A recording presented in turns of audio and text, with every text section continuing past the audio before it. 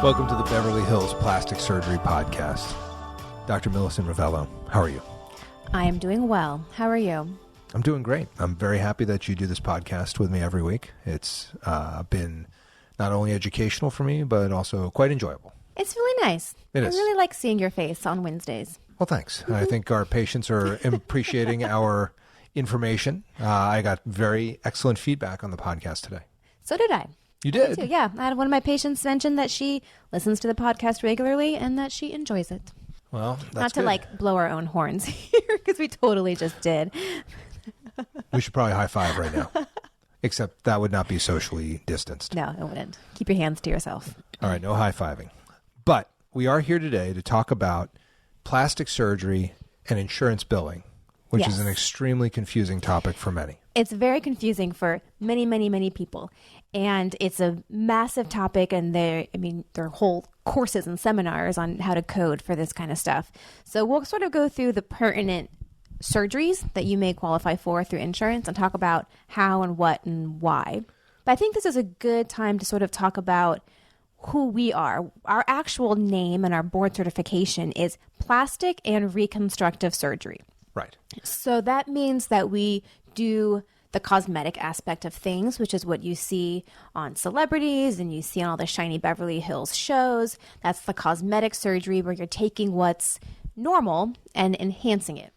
Facelifts, brow lifts, breast tummy augmentation. tucks. And then there's the reconstructive side of what we do, which is for patients that have a disease or a trauma, or for breast cancer reconstruction, or for reconstructing a leg or a foot. And I think a lot of people don't realize that plastic surgeons do all that stuff, because unless you've had the misfortune of needing a plastic surgeon in that situation, you don't know that we do a lot of really cool stuff that does not fall under cosmetic at all. Right, just like the USC resident said yesterday when she was assisting me in surgery, she said, the part I really love is when I show up to an orthopedic patient's room and they say, my leg is shattered and in pieces. What is a plastic surgeon doing here? It's like, actually, I'm like the one person that you need to be talking to right now. I'm the only person that can fix this shattered. Okay, the orthopedics do some bone stuff too. But they can amputate it. But to save that leg, you need a plastic surgeon to put back the skin and soft tissue to cover the repaired bone.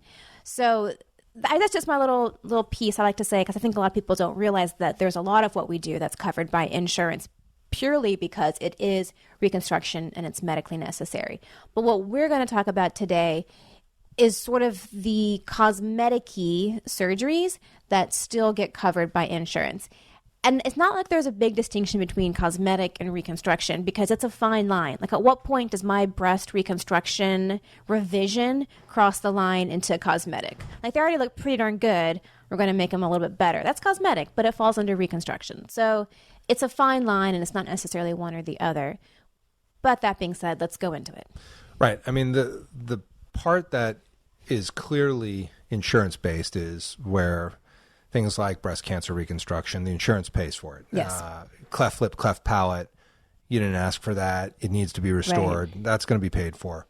The kid who flew across the country, who's on the Dr. Hockey podcast, as a matter of fact, with a face fracture. Oh, I remember that kid. Yeah. So he launched his car through and split a telephone pole in half and broke his face, went to Johns Hopkins, went to Georgetown. Nobody would touch him because his nose was so telescoped into his face that he flew out here.